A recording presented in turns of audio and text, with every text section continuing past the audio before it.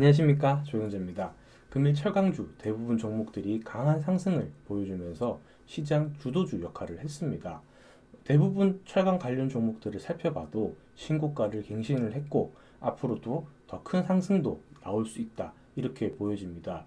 그 이유는 잠시 뒤 제가 차트를 보면서 말씀을 드리고, 지금은 이 철강주들이 상승했던 배경에 대해서 한번 살펴보겠습니다. 철강주는 많은 분들이 알고 계시겠지만 대표적인 경기 민감주죠. 그러한 경기 민감주가 상승했던 첫 번째 이유로는 이 경기가 회복되면서 건설, 조선, 중공업이 좋아졌죠. 그로 인해서 이 원자재인 철강주 수요도 덩달아 급증을 했습니다. 그런데 이 두 번째 이유인 세계 각국의 친환경 정책이 펼쳐지면서 이 철강 제품의 원자재인 이 철강석에 대한 수급이 부족해지고 있습니다. 자, 그래서 공급이 수요를 따라가지 못하자 철강 제품 가격이 상승을 했고, 또 이 케이프투자증권 20일 발표 자료에 따르면 2011년 3월 이후 이 철강석 톤당 가격이 최대치를 갱신했다라고 발표를 했습니다. 이 세 번째 이유로는 이 중국에서 탄소 배출 저감을 위해 이 철강 감산 정책을 펼쳤죠. 그러다 보니 공급이 줄어드는 현상이 발생이 됐고, 이 국내 철강주들도 수혜를 입었다고 볼 수가 있습니다. 자, 이 중국 내 최대 철강 기업인 23개 기업 중 7개 기업은 상반기 50%, 하반기 30% 줄이겠다고 발표를 했습니다. 이 원자재 가격이 상승하는 만큼 제품에 대한 가격도 상승을 했고, 또 기업들의 실적도 좋아지고 있는 거죠. 대표적인 국내 철강 기업으로는 포스코를 빼놓을 수가 없는데, 이 포스코 1분기 실적을 살펴보게 되면 영업이익이 무려 1조 5,524억 원, 전년 동기 대비 120.1% 상승하는 흐름을 볼 수가 있습니다. 또 10년 내 최대 실적이고, 앞으로도 철강주들이 좋다라고 말씀을 드렸던 이유가 바로 이러한 이유 때문입니다. 자, 그래서 많은 고민을 했습니다. 철강주들이 좋다라고 볼 수 있는 예시를 한번 제가 살펴봤는데, 조금 생뚱맞을 수 있겠지만 많은 분들이 기억하실 겁니다. 바로 BDI 운임지수, 이 해상 운임지수 관련 종목들이 크게 상승을 했죠. 자, 대표적인 종목 HMM입니다. 그 종목을 한번 차트를 길게 한번 늘려보게 되면 이 코로나 이전 가격이 3,000원에서 4,000원대 시작했던 종목이 벌써 4만 원을 돌파하고 살짝 눌리면서 종가는 39,950원을 찍었죠. 차트를 한번 확대해 보겠습니다. 자, 확대해 보게 되면 우리는 이 고점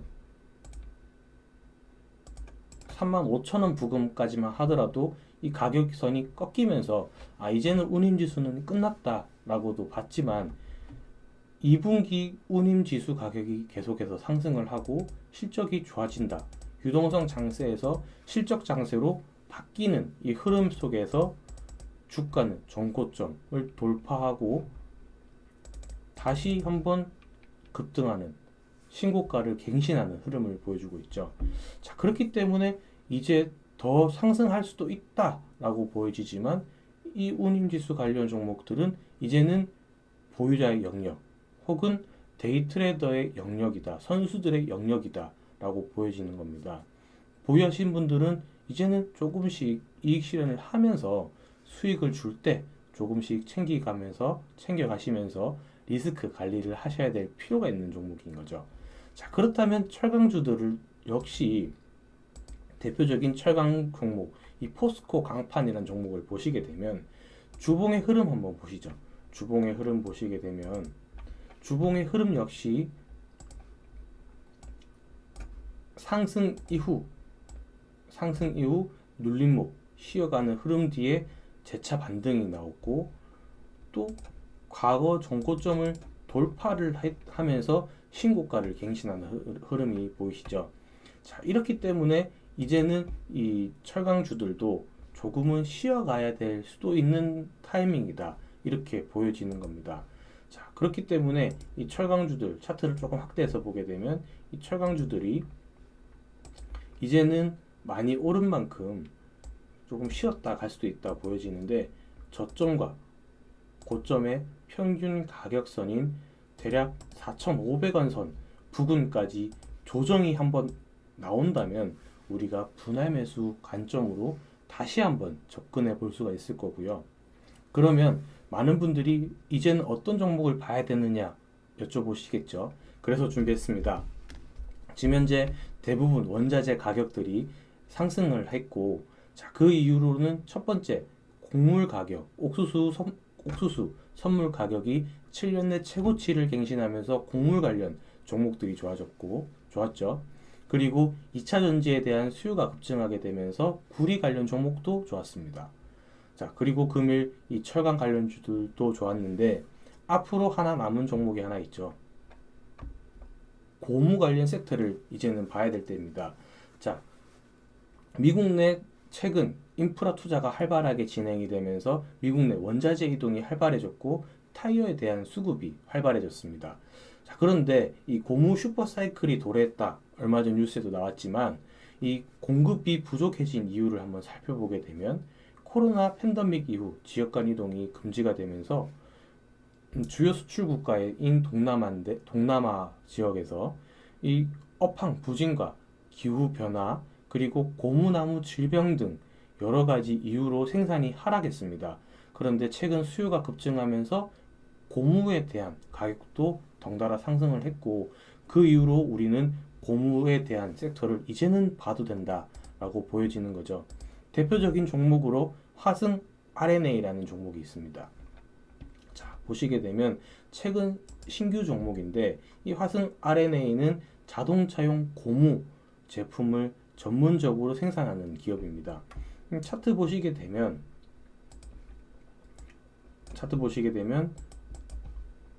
오랜 시간 횡보를 했고 최근 과거 상승했던 거래량만큼 분출되는 흐름이 나왔고 또 주가 역시 상승을 했죠.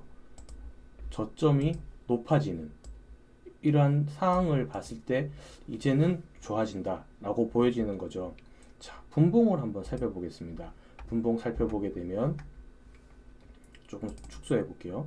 자, 이 역시 거래량이 분출이 되면서 주가는 상승하는 흐름을 여김없이 보여주고 있습니다. 자, 이 종목은 10만 주 정도만 터져도 상승한 흐름을 보였지만 최근 그 3배 정도 되는 30만 주에서 40만 주 단기 분봉의 거래량이 분출이 되니 주가는 크게 상승할 수밖에 없었고 또 종가에서 크게 또 급등하는 모습을 보여주었습니다. 그렇다면 저는 이 종목에 대한 접근 전략으로는 물론 단타는 6,430원 선을 보고 비중 크게 들어가실 수도 있겠지만 제가 이때까지 말씀드렸던 종목들 중에서 대부분 손절 가격을 짧게 잡으면 이 손절 가격을 이탈한 이후 주가는 반등하는 흐름을 많이 보여줬습니다. 그렇기 때문에 저는 이런 종목들은 6,000원 부근까지는 단기적인 조정이 나올 수도 있기 때문에 이러한 가격선 혹은 조금 더 길게 보자면 5,700원까지는 우리가 분할 매수 관점으로 보더라도 충분히 큰 손실 없이 대비할 수 있고 또 이런 종목들이 상승을 하게 되면 손실은 적고 수익은 더 크게 볼 수가 있다라는 거죠. 그렇다면 오늘 하이라이트인 4월 15일 이제 영상에 올려드렸던 액세스 바이오에 대한 종목을 우리가 봐야겠죠. 자, 이 종목 보시게 되면 제가 차트 좀 확대하겠습니다. 4월 15일 소개를 해드렸는데 이후 주가는 조금 조정은 나왔습니다. 하지만 이 진단 키트에 대한 수요가 증가를 하면서 주가 역시 크게 뛰었고 추천했던 가격 대비해서 70% 가까운 상승을 보여주었습니다. 그렇기 때문에 이제는 이 종목을 보유자의 영역이다. 혹은 시초가에서 우리가 진입을 한 이후에 강하게 상승하는 그 윗꼬리만큼 단타는 칠 수 있겠지만 시가가 이탈하는 흐름이 나온다면 무조건 던지고 나와야 된다. 이런 전략을 말씀을 드리고 싶습니다. 그 이후로는 뭐 최근 유행하는 패턴인 단기 가열에서 30분 단위에 한 번씩 거래가 되는 것을 단기 가열이라고 하는데, 이러한 단기 가열에서 굉장히 적은 거래량으로 주가를 큰 폭으로 올려놨습니다. 그렇기 때문에 이 단기 가열이 풀리게 되면 대부분 이 저점 매수자들은 수익 실현을 하고 싶어하는 욕심이 있기 때문에 주가는 큰 폭으로 밀릴 수도 있다, 이렇게 보여지는 것이죠. 그래서 이 종목은 이제 보유자의 영역이거나 혹은 데이 트레이더 영역이지, 시가가 이탈한 상황에서는 절대 접근 금지다, 이렇게 말씀을 드리고 싶습니다. 오늘 말씀드린 내용을 정리를 해보면 철강 관련주들이 현재 좋은 흐름을 보여주고 앞으로도 좋은 흐름을 보여줄 거다.